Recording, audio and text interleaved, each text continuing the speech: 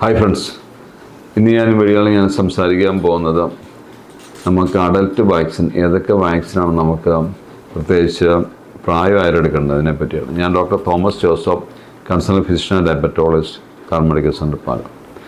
അപ്പം കോമണായിട്ട് നമ്മളിന്ന് അഡൽട്ട് വാക്സിൻ എടുക്കുന്നത് നമ്മൾ ഫ്ലൂ വാക്സിൻ എന്ന് പറയും. അത് റിക്കറൻ്റ് ആയിട്ട് റെസ്പിറേറ്ററി ഇൻഫെക്ഷൻ, തുടർച്ചയായിട്ട് ചുമ, കഫക്കെട്ട്, ന്യൂമോണിയൊക്കെ വരും, വൈറൽ ഇൻഫെക്ഷൻസ് വരും.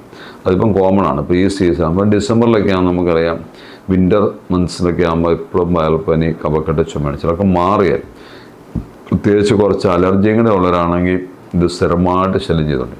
അപ്പോൾ ഹോസ്പിറ്റലിൽ നിരന്തരമായിട്ട് ഒരു അഡ്മിഷൻ വന്നു, 2 ആഴ്ച കിടന്നാൽ 10 ദിവസം വീണ്ടും പോയിട്ട് വീണ്ടും വരും. അപ്പോൾ അങ്ങനെയുള്ളവർക്ക് റിക്കറിനാളുടെ ഹോസ്പിറ്റൽ അഡ്മിഷൻസ് ഒഴിവാക്കാൻ ഈ ഫ്ലൂ വാക്സിൻ സഹായിക്കും. അപ്പം ഫ്ലൂ വാക്ക് എന്നൊക്കെ പറഞ്ഞ വാക്സിനുണ്ട്. അത് വൈറൽ വാക്സിനാണ്. ഒരാണ്ടത്തേന് അതിൻ്റെ എഫക്റ്റ് ഉണ്ടാവും. 1 വർഷം കഴിയുമ്പോൾ നമ്മൾ അടുത്ത ഡോസ് എടുക്കേണ്ടി വരും. അത് നമുക്ക് കോസ്റ്റ് എഫക്റ്റ് എന്ന് വെച്ചാൽ വലിയ പൈസയാണെന്നല്ല. 1200 1500 അടുത്ത വാക്സിൻ എടുക്കാൻ 2 നമ്മുടെ മൊത്തത്തിൽ ഹോസ്പിറ്റലിൽ അഡ്മിറ്റായി പിന്നെ എടുക്കുന്ന അഡ്മിഷൻ വന്ന് ട്രീറ്റ്മെൻറ്റ് ഭാഗമായിട്ട് വരുന്ന കോസ്റ്റ് ഭാഗത്ത് നോക്കുമ്പോൾ ലാഭമാണ്. ഒരാണ്ടിൽ ചിലപ്പം ഒരു ശ്വാസമുള്ള രോഗി ചിലപ്പോൾ നമ്മൾ ഒരു 6 പ്രാവശ്യം 8 പ്രാവശ്യമൊക്കെ ഒരു വർഷത്തിൽ അഡ്മിറ്റ് ആകും. അപ്പോൾ അങ്ങനെ നോക്കിക്കഴിയുമ്പം ഈ വാക്സിൻ എടുക്കുകയാണെങ്കിൽ അതിൽ 1-2 അഡ്മിഷനൊക്കെ ആക്കുകയാണെങ്കിൽ തന്നെ നമുക്ക് ആരോഗ്യ പ്രശ്നങ്ങൾ കുറയ്ക്കാം. അതുകൂടെ സാമ്പത്തിക ചിലവ് നമുക്ക് കുറയ്ക്കാൻ പറ്റും. അപ്പോൾ ഫ്ലൂ വാക്സിൻ നമ്മൾ നിർബന്ധമായിട്ട് എടുക്കുന്നതുകൊണ്ട് നമുക്ക് ഒരു അധിക ചിലവില്ല. വെളിരാജ്യങ്ങളെ കമ്പൽസറി ആയിട്ട് എടുക്കുന്നതാണ്. കാരണം പ്രത്യേകിച്ച് യൂറോപ്യൻ കൺട്രി, US ആണെങ്കിൽ നമ്മൾ ഫ്ലൂ വാക്സിൻ വളരെ നിർബന്ധമായിട്ട് അവർ ഇൻഷുറൻസ് മേഖലയാണ് അവർ എടുപ്പിക്കും. നമ്മളിവിടെ അത്രയും കോമൺ അല്ല. പിന്നെയുള്ള വാക്സിൻ പറഞ്ഞാൽ ന്യൂമോകോക്കൽ വാക്സിൻ വരും. അപ്പോൾ ന്യൂമോണിയ ഉണ്ടാക്കുന്നതാണ് നമുക്കറിയാം. ന്യൂമോകോക്കെ, സ്ട്രെപ്റ്റോകോക്കെ എന്ന് പറഞ്ഞ ബാക്ടീരിയ. അപ്പോൾ അതിൻ്റെ വാക്സിൻസ് ഉണ്ട്. അതിൻ്റെ നമ്മൾ കുഞ്ഞുങ്ങളോട് നമ്മൾ പറയാറുണ്ട്, പ്രത്യേകിച്ച് മെനിഞ്ചൈറ്റിസ്, റിക്കർ റെസ്പിറേറ്ററി ഇൻഫെക്ഷൻ അവർക്ക് നമ്മൾ കൊടുക്കാറുണ്ട്. പെൻറ്റാവാലിൻ്റെ വാക്സിൻ, 5 വാക്സിന് കൂടിയ വാക്സിനൊക്കെ ന്യൂമോകോക്കൽ വരുന്നത് ഇച്ചിരി കോസ്റ്റ്ലിയാണ്. അപ്പോൾ അഡൽട്സിന് നമ്മൾ കൂടുതലും പറയുന്നത് നമ്മളിപ്പം ഇമ്മ്യൂണോ സപ്രസ്ഡ് ആൾക്കാർ, ഇപ്പോൾ ട്രാൻസ്പ്ലാന്റ് പേഷ്യൻസ്, അല്ലെങ്കിൽ കിഡ്നി ഡിസീസ് പേഷ്യൻസ്, അല്ലെങ്കിൽ ലിവർ ഡിസീസ്, അപ്പോൾ അങ്ങനെയുള്ള ക്രോണിക്കായിട്ട് ഓർഗൻ ഡാമേജ് ഉള്ളവർക്ക് നമ്മൾ എടുക്കാൻ പറയും. കാരണം അവർക്ക് ഇൻഫെക്ഷൻ വന്നു കഴിഞ്ഞാൽ ടൈഡോർ ചെയ്യാൻ പാടാൻ, ന്യൂമോണിയൊക്കെ വന്നു കഴിഞ്ഞാൽ പെട്ടു. പലപ്പോഴും നമ്മൾ ട്രാൻസ്പ്ലാന്റ് റിസീവറാണ്, നമ്മൾ റെസിപ്പിയൻ്റാണ്, നമ്മളൊരു ഓർഗൻ നമ്മൾ ട്രാൻസ്പ്ലാന്റ് ചെയ്തിട്ടുണ്ട്. അപ്പം വേറെ ഓർഗൻ ഫെയിലിയർ ഉണ്ട്, ഇമ്മ്യൂണിറ്റി കുറവാണ്, പ്രായമുണ്ട്, ഒരുപാട് മരുന്ന് കഴിക്കുന്നുണ്ട്, സ്റ്റിറോയിഡ്സ് കഴിക്കുന്നുണ്ട്, ഇമ്മ്യൂണോ സപ്രസൻസ് ഒക്കെ കഴിക്കുന്നുണ്ട്.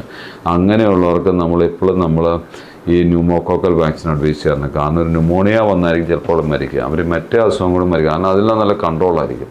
അപ്പോൾ പെട്ടെന്നൊരു ന്യൂമോണിയ വന്നു കഴിഞ്ഞാൽ അത് ടൈഡ് ഓവർ ചെയ്ത് പോകാൻ പാടില്ല. ഓക്സിജൻ അളവ് കുറയുന്നു, ലങ്ങിൻ്റെ ലങ്സിനെയും ബാധിക്കുന്നു. നമ്മൾ വെന്റിലേറ്ററിൽ പോയി കഴിഞ്ഞാൽ നല്ല ലെവലുള്ള ഹൈ ലെവൽ ആൻറ്റിബയോട്ടിക് എടുത്താൽ പോലും റിക്കവറി പാടായിരിക്കും. അപ്പം ആദ്യ വാക്സിൻ ഫ്ലൂ വാക്സിനാണ്. ഫ്ലൂ വാക്സിൻ, രണ്ടാമത്തെ ന്യൂമോകോക്കൽ വാക്സിനാണ്. പിന്നെയുള്ള പ്രായമായവർക്ക് എടുക്കുന്ന വാക്സിനാണ് നമ്മൾ zoster vaccine, herpes zoster vaccine എന്ന് പറയും. അത് വിശർപ്പ് രോഗം, ഹെർപ്പസ് സോസ്റ്റർ എന്ന് പറഞ്ഞാൽ അത് 60 വയസ്സിന് മുകളിലുള്ളവരാണ് എടുക്കേണ്ടത്. 60 വയസ്സിന് മുകളിലുള്ള പണ്ട് ചിക്കൻ ബോക്സ് വന്നവർക്ക് അത് വീണ്ടും നമുക്ക് ഹെർപ്പസ് സോസ്റ്റർ ഇങ്ങനെ വിശർപ്പ് പോലെ വരും. ഒരു സൈഡിൽ അടിയുള്ളായിട്ട് കുറച്ച് ചെറിയ കുമ്പിളൊക്കെ, നല്ല പെയിനൊക്കെ കാണും.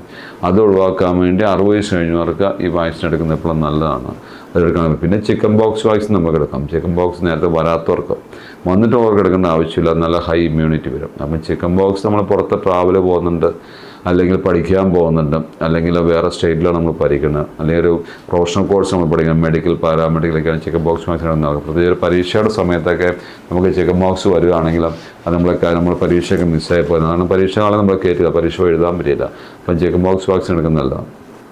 പിന്നെയുള്ള ട്രാവലിംഗ് ഒക്കെ ഉള്ളവർക്കാണ് മെനിഞ്ചോകോക്കൽ വാക്സിൻ എടുക്കാൻ പറയും. അത് നമ്മൾ റൂട്ടീനായിട്ട് പറയാറില്ല, ആൾക്കാർ അങ്ങനെ എടുക്കാറുമില്ല. പിന്നെ ഹെപ്പറ്റൈറ്റിസ് ബിയുടെ വാക്സിനാണ്. ഹെപ്പറ്റൈറ്റിസ് ബിയും വാക്സിൻ നമുക്ക് എടുക്കുന്നത് എപ്പോഴും നടക്കാം. കാരണം പ്രത്യേകിച്ച് നമ്മൾ ഒരു ഹോസ്പിറ്റലൈസേഷന് അല്ലെങ്കിൽ ഇഞ്ചക്ഷൻസ് അല്ലെങ്കിൽ ഡ്രഗ് അഡിക്ട്സ് ഒക്കെ ആണെങ്കിൽ എപ്പോഴും നമുക്ക് ഹെപ്പറ്റൈറ്റിസിനൊക്കെ ചാൻസ് ഉണ്ട്, സൂചിയൊക്കെ ഉപയോഗിക്കുന്നവരാണെങ്കിൽ. അല്ലെങ്കിൽ പോലും മെഡിക്കൽ ആൻഡ് പാരാമെഡിക്കൽ ആൾക്കാർക്ക് നിർബന്ധമായിട്ടും ഹെപ്പറ്റൈറ്റിസ് ബി നമ്മൾ അഡ്വൈസ് ചെയ്യാറുണ്ട്.